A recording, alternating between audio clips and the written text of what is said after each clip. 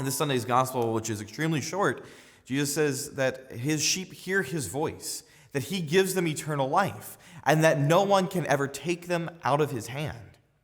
And it's a great assurance of faith to us that Christ goes to the extremes to save us, to keep us united to himself. But it's also a reminder that while no one can take us from his hands, just like sheep, he allows us to walk away. He'll fight to always draw us back. But the reason that we hear his voice, the reason that we obey him, the reason that we know him, is because he offers to us the very thing that we desire most of anything.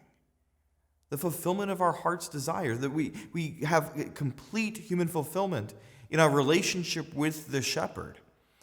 When it says that we know his voice, every shepherd, if you go to Israel even today, they have these little clicks that they make with their mouths. And when they make their little clicks, the sheep come running to find him.